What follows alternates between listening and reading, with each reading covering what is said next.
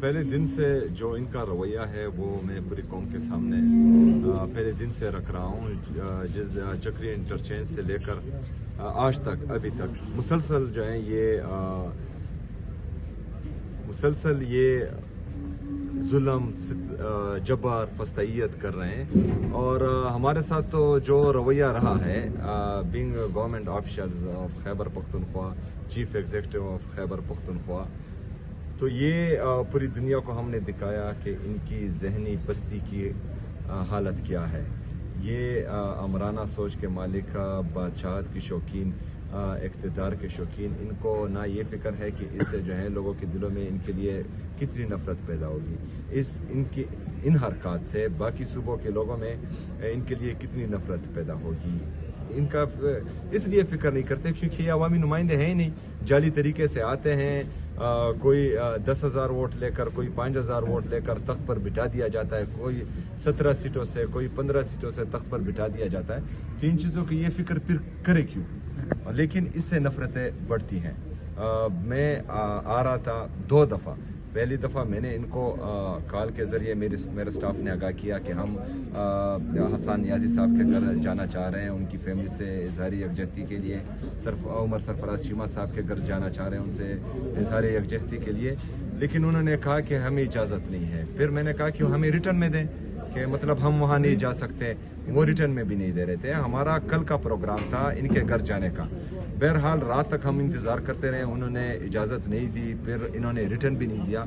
सुबह मैं गया, वहाँ पर मुझे रोका, तकरीबन आधा घंटा हमने फिर इंतज़ार किया कि इनमें थोड़ी गैरत जागेगी, हमें जाने देंगे, लेकिन उन्होंने जाने नहीं दिया। फिर नूरीना आपा ने कहा कि मैं वहाँ पर आती हूँ, आप वहाँ ठहरें, अगर आपको नहीं छोड़ रहे तो मैं आपसे वहाँ मिलने आती हूँ।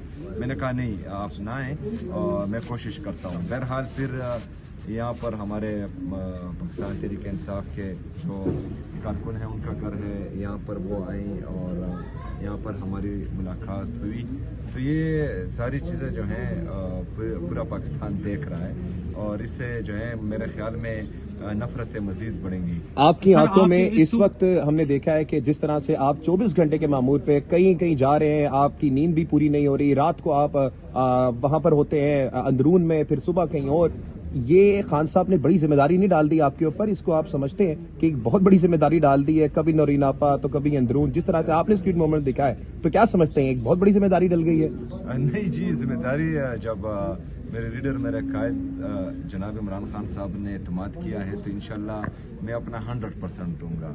जितनी मेरी इस्तात है उससे ज़्यादा दूंगा इंशाल्लाह ताला, और उसके एतमाद को टेस्ट किसी सूरत नहीं पहुंचाऊंगा। बाकी अल्लाह ताला कुरान मजीद में फरमाता है कि मैं अपने बंदे पर उसकी इस्तात से ज़्यादा बोझ नहीं डालता। अगर ये बोझ मेरे कंधों पर आया है तो इंशाल्लाह अल्लाह ताला हमें हिम्मत भी देगा इंशाल्लाह। सीएम साहब, अभी हाल ही में जैसा कि आपको पता है हम 2 सहाफ़ी गिरफ्तार हुए यहाँ, और हमारा गाय बगाए टाकरा होता रहा TLP के लोगों के साथ।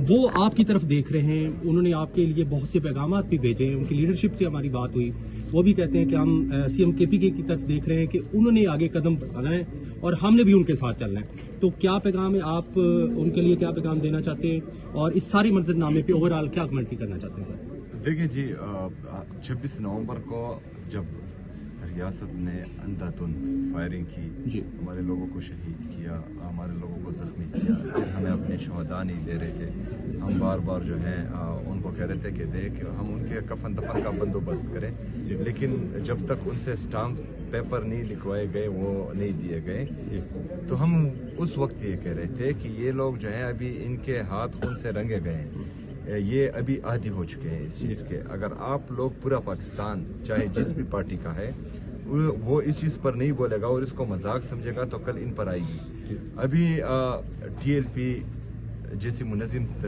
पार्टी जो है वो हमें कम देखने को मिलती है। उनके साथ मुरीदके में जो हुआ, उनके शहीद किए गए, लेकिन किसी ने रिपोर्ट नहीं किया। तो अभी उस पर अगर हम चुप हुए तो फिर कल को किसी और का नंबर होगा। आज जो हुकूमत में है कल को अपोजिशन में होंगे, फिर इनका नंबर होगा। जिस तरह आपको आगा शेख सरवर को उठाया गया।